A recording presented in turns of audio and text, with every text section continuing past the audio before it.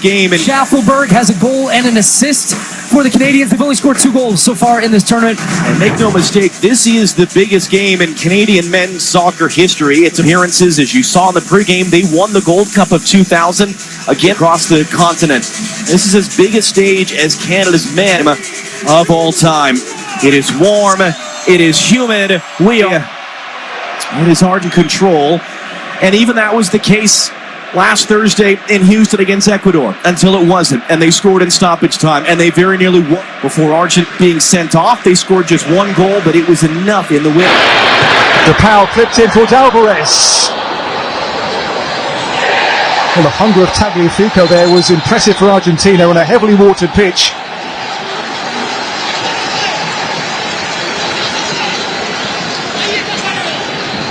The game's begun well for the neutral, hasn't it? Really good watch so far at MetLife Stadium. We'll have the World Cup final here in 2 years. Johnston. Header on there for Carl Larin. Now Richie Larea for Canada. They've unsettled Argentina so far, the way they've gone about this, Canada. To be the one to pack the punch, and he's done precisely that in the game's 23rd minute. Datta makes it, and Alvarez took this wonderfully. He scored to break their hearts in the first game on match day 1 in Atlanta, and now at MetLife Stadium the semi-finals first goal is scored by Alvarez and by Argentina. They jump for joy, and they have the lead in the first half. What a ball by Datta to find him though, first of all. Alvarez, his goal in the group game, his first since the World Cup semi-final, by the way, for Argentina. Again, against Canada, has done the damage for the Albiceleste.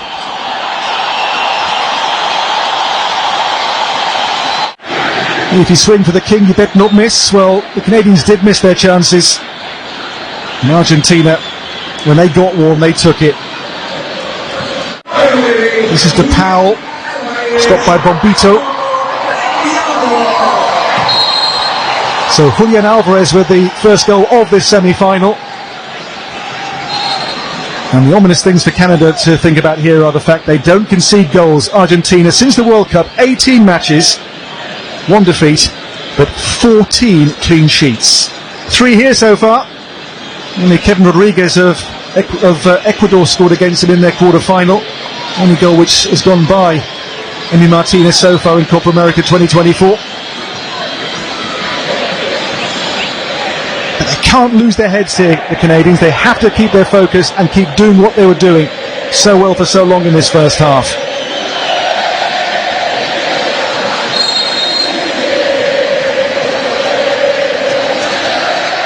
In here by Alphonso Davies for Canada. This is Alistair Johnston. Richie Larea.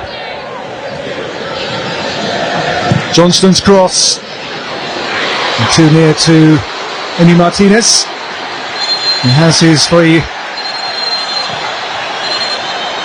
neat and patriotic hairdo again today. The flag cut into the side of his head. Goals in 54 last season across all competitions for Manchester City. Often in Erling Haaland's shadow at club level, but for Argentina, and this being it, through the legs of Maxime Crepeau. You give the good teams just one chance, and they will stick it away. As I say, you swing for the king, you better not miss.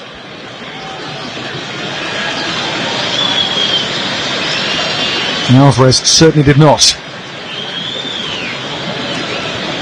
Canada has lots of ability about it, doesn't it? That's a great ball for Di Maria for Argentina. Di Maria runs on here for Messi. Messi still, oh, Messi wide. Waiting for his first goal in this competition, still Messi. A man with 13 prior Copa América goals under his considerable belt. Messi here twisting and turning like the Messi of old, with the shot whipped beyond the post.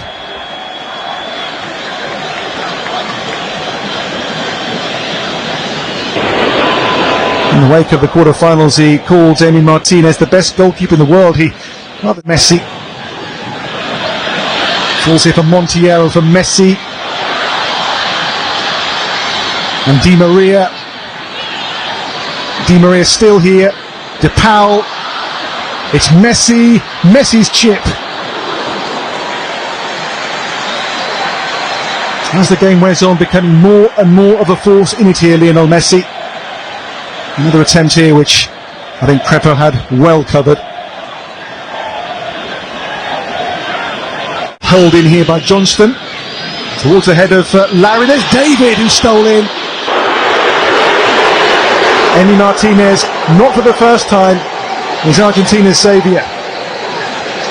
Long throw here gave real problems, and David snapping in there, but Martinez makes the stop. Goal so far by Alvarez in this semi-final. The holders for now are on course, but this is by no means a done deal yet. Half-time score, it is for which these are the closing stats. You can see the ball being bossed so far by this semi-final. Behind him, number 9, Julian Alvarez. The difference. The Canadian huddle. The second half then underway at MetLife Stadium. Lead for Argentina. A goal by Alvarez, who I think has won the free kick as well here. In the first meeting, it was a goal early in the second half from Alvarez, which opened up the Canadians in Atlanta 19 days ago. He's won the free kick here in a good position in the second.